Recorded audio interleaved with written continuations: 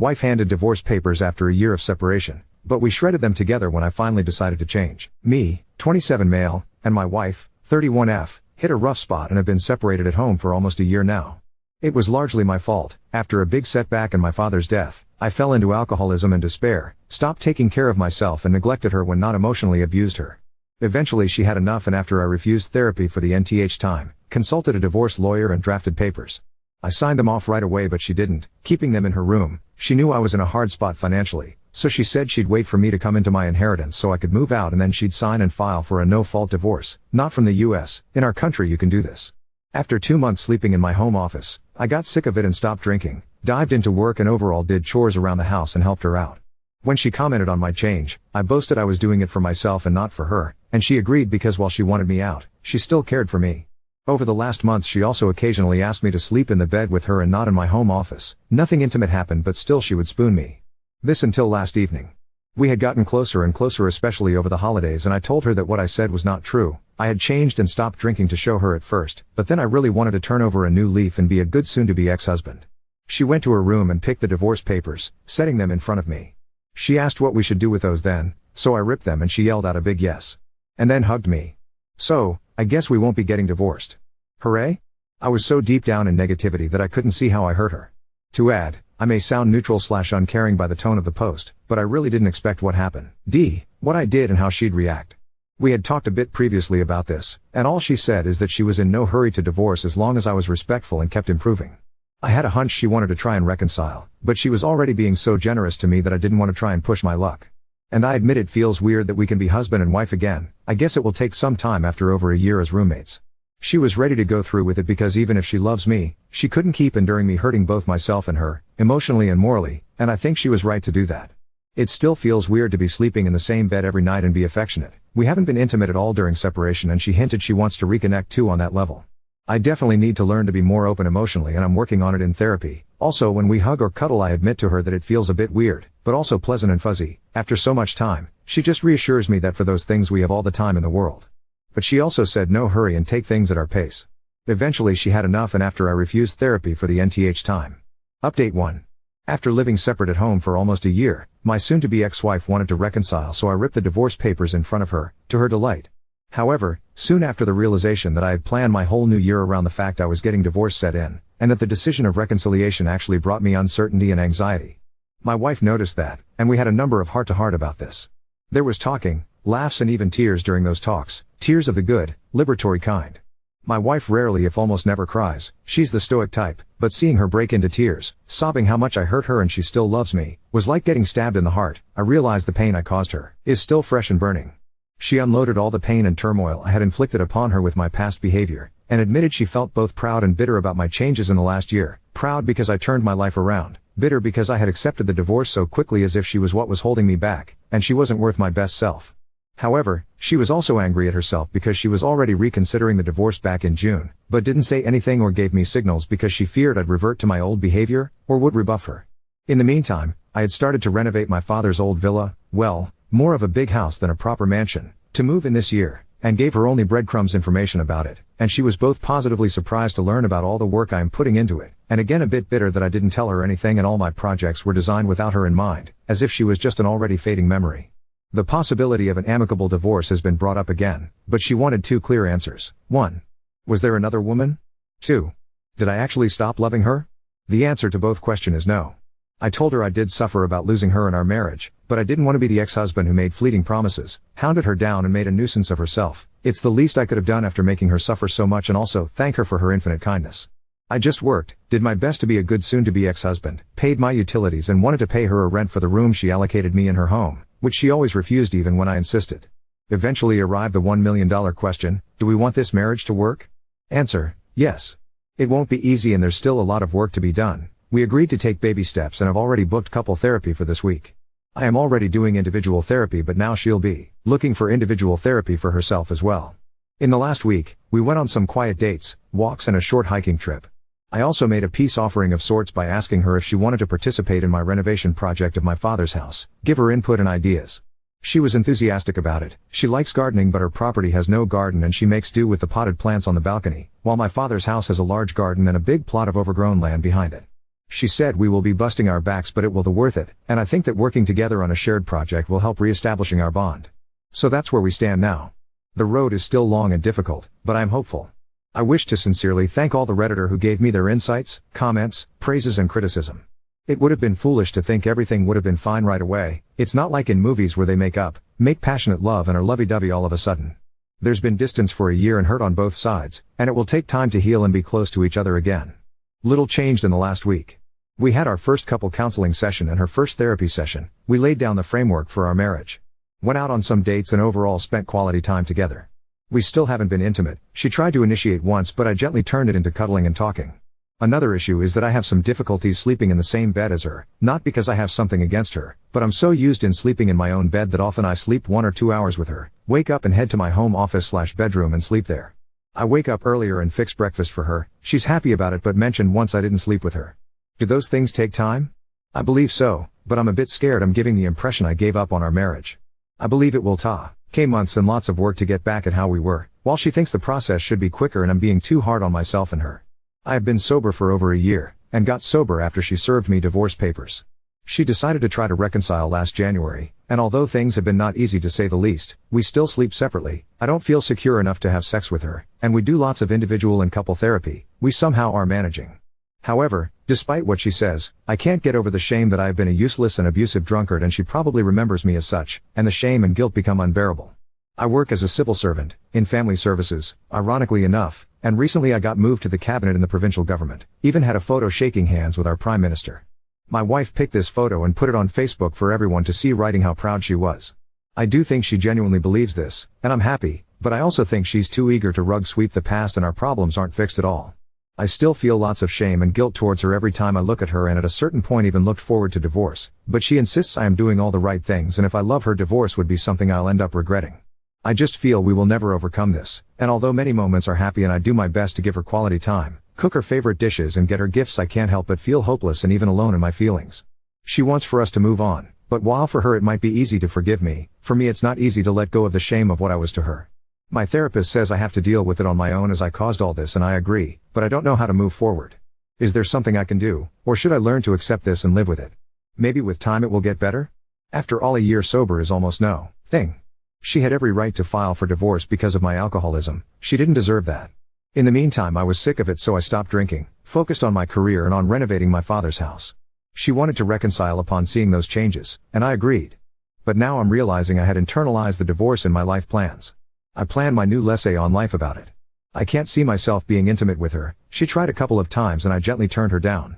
As a gesture of goodwill I asked her if she wanted to participate in my father's home renovation project, and she accepted with enthusiasm. She always wanted a garden. Now I'm regretting it because that was supposed to be my retreat from the world and I will have to share it with her. I said all of this to her. She was upset but also understanding. In her opinion, part of the fault is hers. She never communicated about reconciliation and sprung it up on me, and as a result what should have been a happy thing became a source of stress and anxiety for me. My therapist and her are saying this is my depression talking, but I'm not so sure. Are we truly done? Update 2.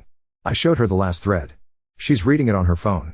She said she already knew many of the things I wrote, including the comments about jam and flowers. She said if she knew the anguish a reconciliation so soon would cause, she wouldn't have offered it and is regretting it. She thanks everyone for the kind words and appreciations made towards her. At the same time she got upset because in her opinion I put things worse than they are, so either I exaggerated them, or I've been keeping my true feelings from her, and this is a big problem.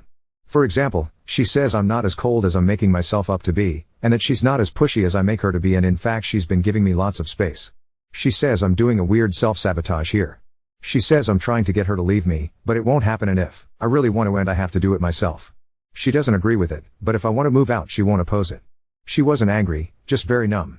Things are not easy, but overall they are going well, both in therapy and everyday life. There's still some issues in getting intimate, but we are getting there. Sometimes though the shame and guilt become too much and I wonder why is she even staying with me? Maybe sunk costs? I do my best, little gifts, dates, cooking her favorite dishes, picking up chores, but to me it always feels like I could do more. Sometimes she notices this and says to take it easy. She says I try too hard sometimes and it comes off as artificial.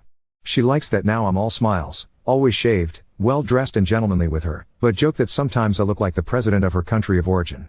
I'm doing my best though, even at the cost of overdoing it. We are doing therapy, but so far it's still very early.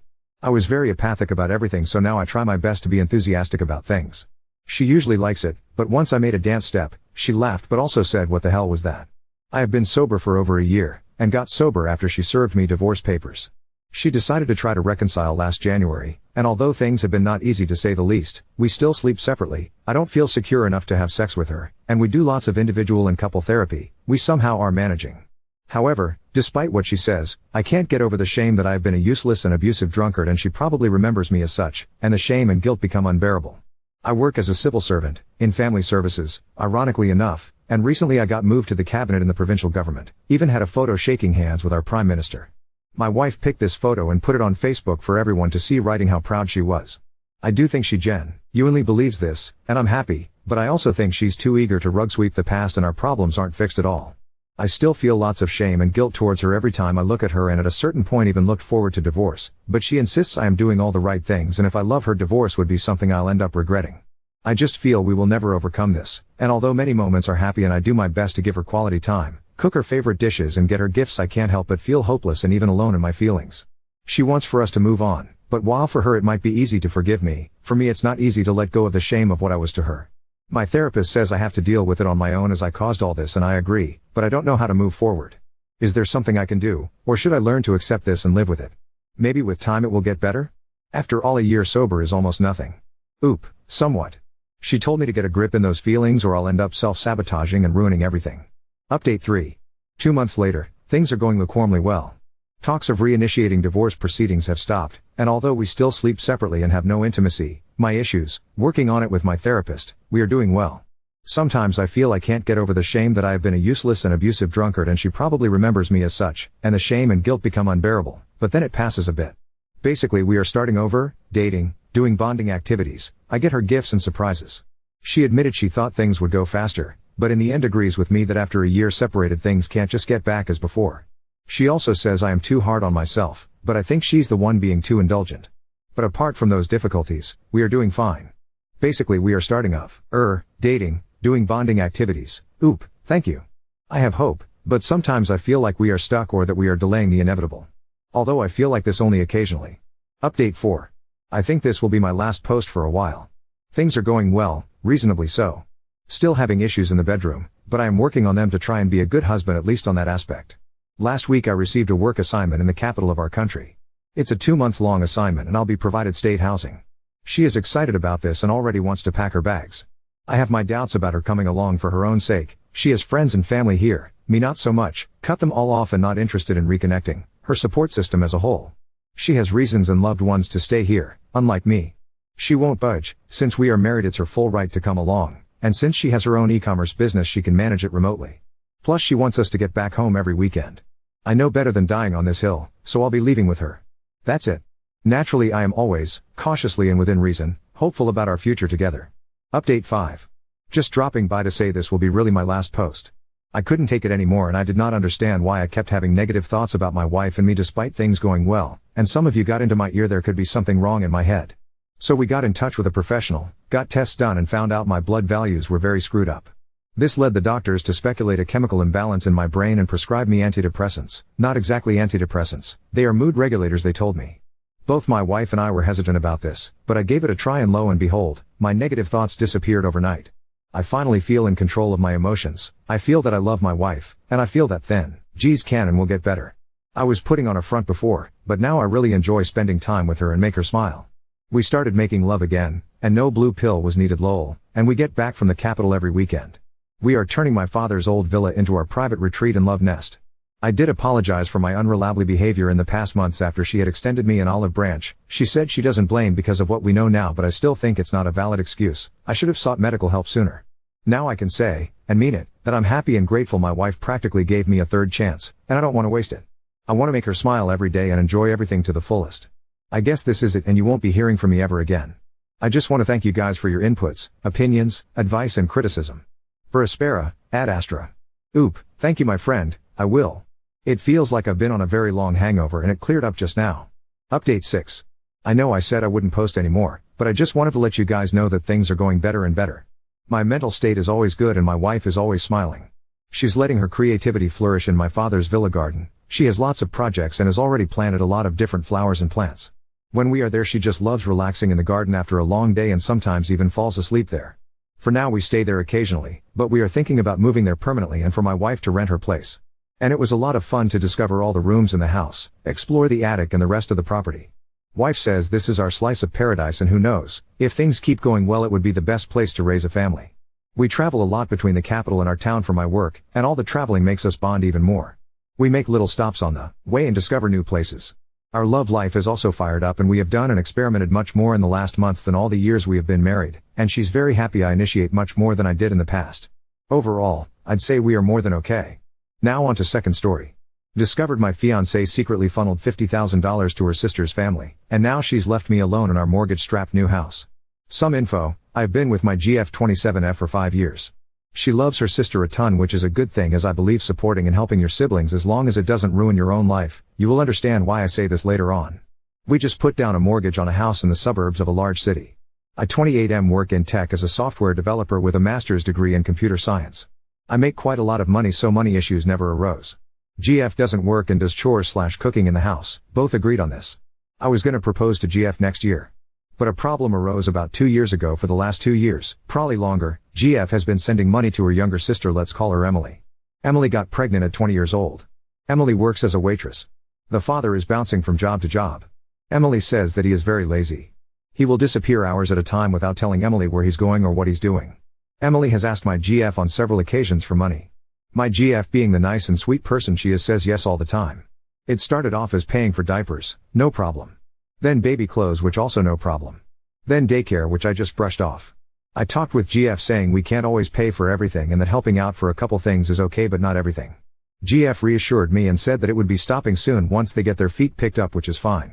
One day I hire a financial planner. The next day I get an email saying my account has sent approximately $50,000 for the last 10 months. A&D have around $20,000 sitting in my account. I talk with my GF and she apologizes and says she knew that I wouldn't want to keep sending her sister money and how she just cares ab her sister. We've been paying for everything. Insurance, rent, car payment, daycare, clothing for all three, dinners, dates, going out expenses. It is partly my fault because I never check my bank account. GF shows me text messages between her and Emily saying she needs the money. I then noticed a pattern where Emily would say, "Hey, can you send me $? I don't have money for," and of course GF says yes. I brush it off and GF says she won't send any more. The next day GF sends her $1,000 because they needed car repairs. I talk with GF and we get into an argument where she says she will always help her sister no matter what. I understand to an extent. We argue trying to understand each other's POV. As stated before, we had $20,000 and now we're down to $19,000, and then how about the next time? And the next time after that? On top of our own expenses. GF then decided that she needs some time alone and that she will be at her mother's for the time being. Now I'm all alone in the house. I thought I would live with the girl of my dreams. Update 1. I make around $150,000 a year as a lead software developer. As someone who has no kids, dogs, or any major responsibility besides myself and a GF, I never checked my account. She comes from a cultural family where family is everything and money is just paper. She texted me earlier saying how it should always be family first and that money didn't mean anything without family, and how we should help close family like siblings in their time of need. At this point I told her I needed time to myself and told her not to come back until I'm ready to talk. I apologize if my sentences aren't making sense, as Whiskey is my only friend RN. I also forgot to mention we started dating before all this money came into play, so I trusted her. Another edit: I'm more sad by the betrayal than the money. Money will come back but time will never come back. 5 whole years, my proposal plan, my life plan, my future kids I dreamt about with her just gone. All the things we've said to each other. All the late night wine drunk times we spent, all the dates, all the flowers I gave her. I really tried with all my power to be the best man she can have. I would have trusted her with my life, and what do I get back? $50,000 gone. Update 2. She is now my ex. We met at a local coffee shop and I told her that things wouldn't work out for us and she went absolutely ballistic. She caused a scene begging me to not end it. It did hurt me to see her like this, but after a couple weeks to give it some thought, I would not want a wife who is a liar and one I couldn't trust financially. I left a $100 bill on the table and left, but she followed me down to my car. She begged and told me she wouldn't send any more money to her sister and how she would do anything for us to be together. It was hard, but I stayed strong. She picked up her belongings the other day and I almost had to call the cops because she wouldn't leave. She first tried everything from sexual favors, begging, crying, then it turned to screaming that I ruined her life, to even saying without her I wouldn't have gotten to where I am now because of her support. I stayed strong, and when she left I just broke down sobbing. For those wondering, I'm not gonna press charges because all I want is for her to leave me alone. I don't want anything to do with her. I don't ever want to see her face again. The money will come back as it's just me, a house, and 2 paid off cars. It does get lonely, so I'm thinking of getting a puppy, a Doberman for those wondering. Thank you everyone for all the suggestions, and a lot of you really had me thinking about my decisions, and I definitely learned a lot of valuable lessons.